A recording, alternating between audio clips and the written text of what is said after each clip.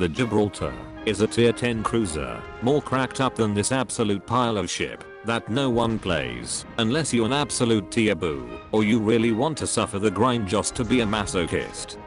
This ship packs a punch with numbers that hit sound like you are counting to 4 but forgot to say 1, and she has 12 barrels, which does not equal to it. And we are not in math class, so let's just get to the game. Starting off, you are the better Goliath, having faster reload time and penetration. It fixes the correct way of her in exchange of losing HE shells, which makes you less think of choosing which ammo to choose. This is the proper way to buff the Goliath, unlike these two changes, one that helps with range, but not reload time, and the torpedoes, which encourage showing broadside. And you will see how this is a bad idea. How this ship played is to be defensive at range early on, hug rocks, since every game is always cage. Like seriously, wargaming, when will the cage madness gonna stop? And camp there until your team decides to push. If there aren't any rocks, you want to position as far away from the center of the map. Maintain above 8 kilometers away from the enemy destroyer and start puckering your rounds. If you are a great marksman, you can watch their health drop and panic to get away by healing or smoking. Bonus if it is a shimakaze, smoking, as they only have one throughout the game. Once you are in position to consistently fire, you pop your smoke and start firing your 12 rounds with your rapid reload skill, mortaring those who are showing broadside the most and dish up tons of damage. Especially if it is a battleship that is too focused on a specific ship, you can disable their turrets and deal big numbers until their brain starts realizing that they lose health so fast it is too late to sink you down instead. Die! However, you should focus more on cruisers, which is what this ship can perform the best on.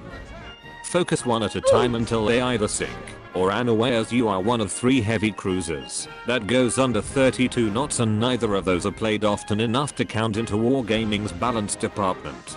Note that your smoke is practically like a shield, making ships oblivious of you and not caring, because it would be worthless to shoot a ship that you would miss.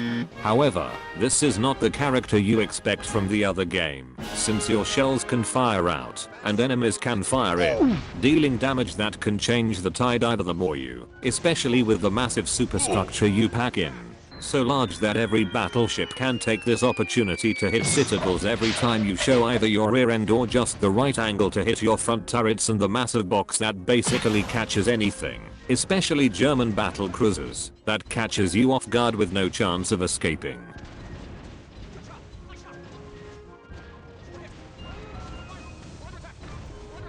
If you can master this ship, your 2 weaknesses are carriers, which carries your ass. Your AA is nothing unlike your sister, that has air defense alert skill, which still doesn't care, as CV planes are outright broken of this tier, and there are no intentions to nerf their HP or buff air defense system, as it will hurt the minority class that enjoy sinking destroyers in less than 2 minutes, or most important, players that take a long time getting a good gamma play just to get ruined by them. Another is destroyers chasing you, which you will achieve over penetration all the time. You have no torpedoes to defend yourself, so your best bet is to dodge as much as you can or sink them. At least wargaming thinks this more by having more traverse speed and faster turn time to dodge incoming torpedoes.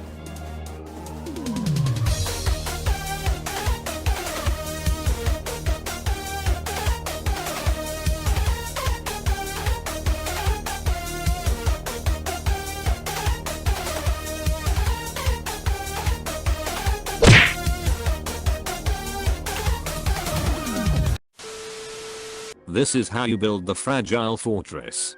For equipment, you want main battery modification 3, steering gear modification 1, and steering gear modification 2.